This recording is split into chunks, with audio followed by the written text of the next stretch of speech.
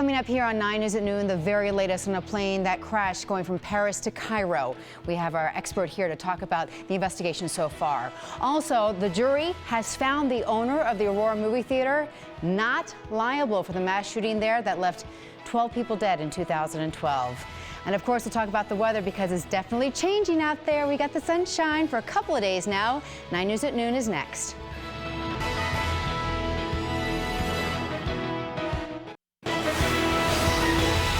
This is 9 News.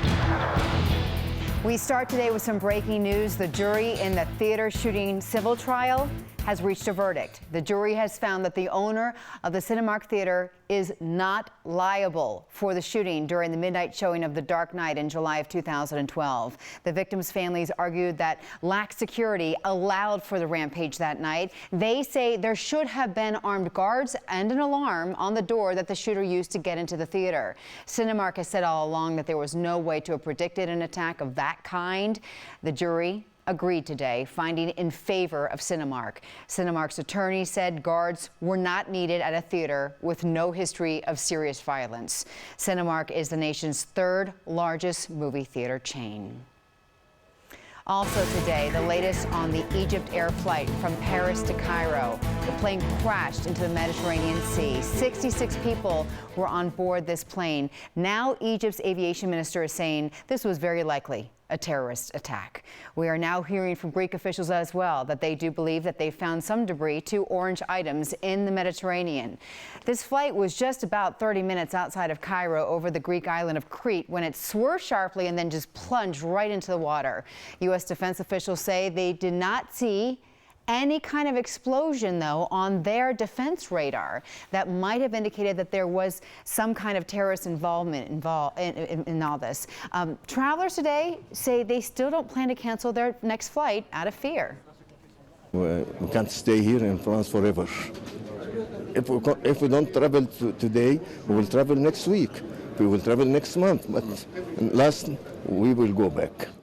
All right, there are no immediate signs of any survivors. Relatives of some of those on board this aircraft have been gathering in Cairo as well as in Paris at Charles de Gaulle Airport. 9 News aviation expert Greg Fife is here now. So this is another frightening scenario that we've seen before. This plane just drops and they say terrorism. Why do you think that could be possible? Now there's some new evidence from the U.S. intelligence that in fact they did see some sort of explosion that they are attributing now to the flight. So that is yet to be confirmed, but at least the U.S. intelligence agencies are putting that information out, and they have reason to believe that in fact that was the aircraft. If so, then that means that that was a terrorist act right now.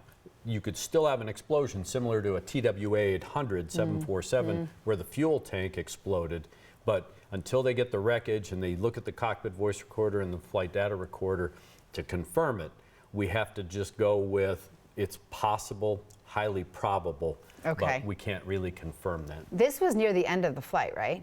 It was, yeah. The airplane was about 30 to 45 minutes from touchdown. The airplane was still at altitude. They would have started their approach or their descent and approach into Cairo at the time. We don't really know what correlation that may or may not have had with all of this. Because if it was a terrorist event, the question is, how did they trigger the device? Was it a timer device? Was it an electronic device? You know, was somebody able to do something on board the aircraft as well? So until the wreckage is recovered, it's really going to be difficult at this point to try and pinpoint exactly what brought the airplane down. But U.S. intelligence says they saw a flash. So. And this is, do we know exactly where this has landed? There's been some debris spotted, but that's not necessarily associated with the plane. They're talking about the fact, at least the minister from Egypt has said, or actually this is the executive vice president for Egypt Air, has said that they have found the wreckage. Now, what does that mean? Does it mean 2 pieces of wreckage, or they know where the exact debris field is? That, too, is yet to be confirmed. It's interesting how we're getting kind of bits and pieces from the Egyptian government today. They're being very cautious and calculated with what they release and how they release it, because you don't know what context it's in. Right. And so I think that right now, this is a national, not only a national security, but also a national pride thing for Egypt, because if in fact this was a terrorist act, This is going to be the second time in about 8 months, because with Metrojet, even though it was a Russian airplane, it was the Egyptians that were responsible for security, and now you had a bomb get on that airplane. And if this is the second event, then they're going to have some real issues, not only with security, but with national pride and really the fear that people may have in flying to Egypt or flying on Egypt. Right, Air. we had that one man who's like, I'll fly tomorrow, today, but I think a lot of people are a bit cautious. I think once this is confirmed that it is a terrorist event, that might change. Yeah, okay. So. Greg, thank you so much. You're welcome. And you'll be on our later newscast on NBC Nightly News and MSNBC all day today. We were lucky we got the best in the business. Thanks so much. Thank you. All right, in other news now, our weather finally feels like spring. It's great out there today. Finally got blue sky. The temperature's even warming up. We're in the 60s. Becky Ditchfield's out there in the backyard. We're talking 80s for the weekend? 80s for the weekend. Oh, thank you. I know. You're welcome. At least the first half.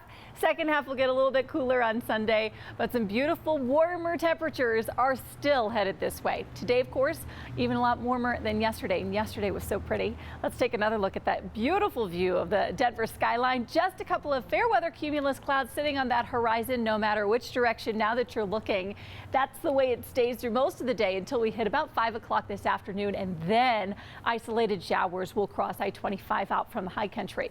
66 right now in Fort Collins. Greeley, you're at 70, Broomfield 68, downtown Denver already up to 73. We're still in the 50s and 60s through the foothills. Not a lot showing up on the radar screen. Looks like we do have one flash of lightning, so possibly one thunderstorm that's just west of Colorado Springs. But those showers now in the mountains starting to get going, and that is what we would expect just past the noon hour.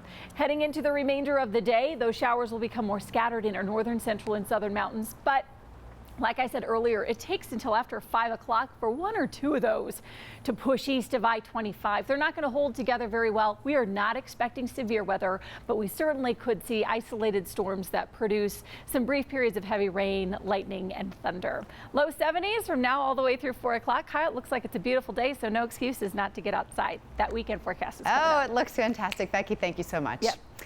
The state's election director says he's making some changes to track how petitions are gathered to get political candidates and issues on ballots. This is in the response to signatures collected by John Kaiser's U.S. senatorial campaign that were forged, which raises questions to if he could even qualify for the primary in June. Kaiser says he knew nothing about this. Subcontractors handle petition gathering. The state election director says today they don't have any evidence that this is a rampant thing. Judd Choate is the elections director, and he says they're still reviewing all the signatures. We'll keep you posted. A new Comcast customer call center in Fort Collins means some new job opportunities for more than 600 residents. The cable giant already has about 8,000 workers in our state, with just a few of those stationed in Fort Collins.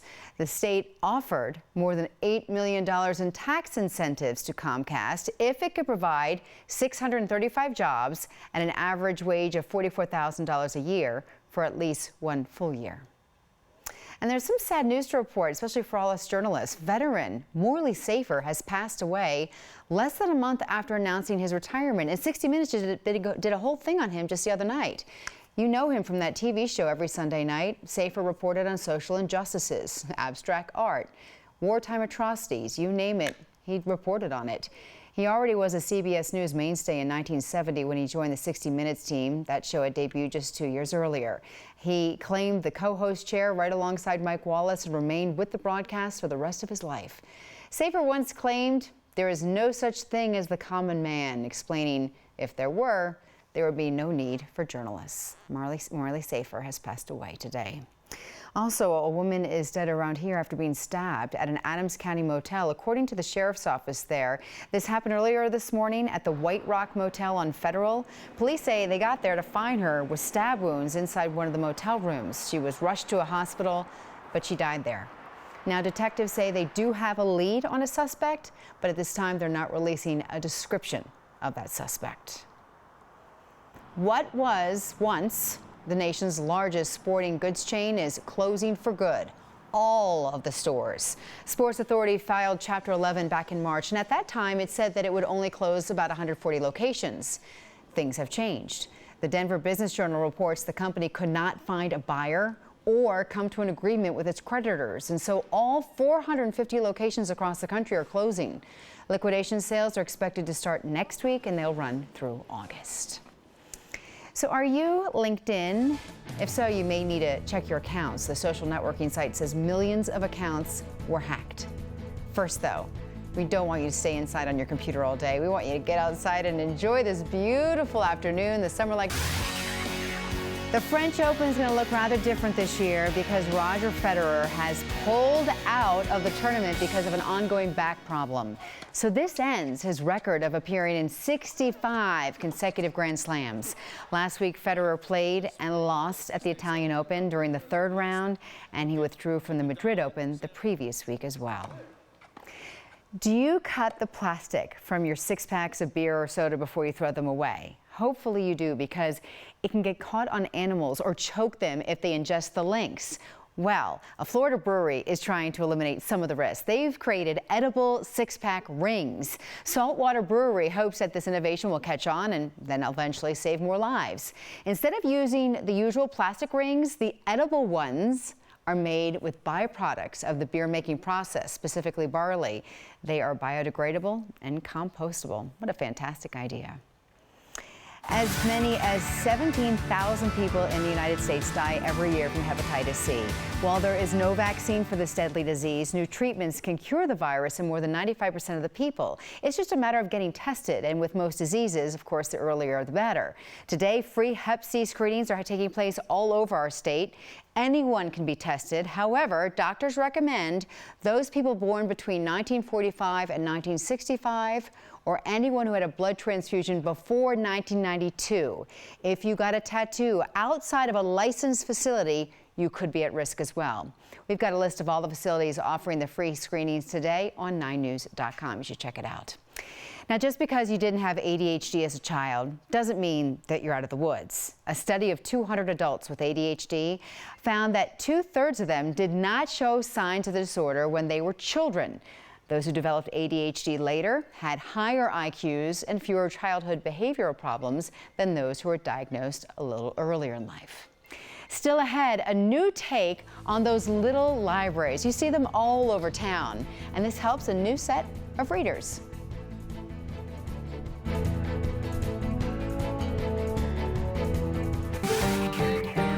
If you have a Jeep Wrangler or know somebody who does, there's another recall to be aware of. Fiat Chrysler is pulling about 500,000 Jeep Wrangler SUVs worldwide because the driver's airbag may not inflate in a crash. This recall covers Wranglers from 2007 through 2010 model years. The company says excessive exposure to dust and dirt from off-road driving can cause electrical problems in the steering column airbag wiring. No injuries have been reported because of this. LinkedIn users, you gotta maybe change your password more often than you do. The company has confirmed a data breach back in 2012 that exposed more than 117 million user passwords. Forbes reports that the hacker tried to sell the passwords on the dark web. LinkedIn says there's no indication of a new breach, but they're still trying to figure out just how many of these passwords are still being used today. Cybersecurity experts say it's always a good reminder to change your password every few months. We have all seen the little libraries popping up in our neighborhoods. They're stocked with books, and the motto is take a book, return a book. Anyone is welcome to stop at any little library, pick out a book for free, and return it when they've read it, and perhaps share a book that they like. Well, today, a little library is going up at the Anchor Center for Blind Children, and yes, it is filled with Braille books. Isn't that great? The Junior League of Denver put the little library together and stocked it for the kids who use the center. That's just wonderful. So have you exercised yet today? Need a little inspiration? We've got just the ticket. This woman is breaking records at 100 years old.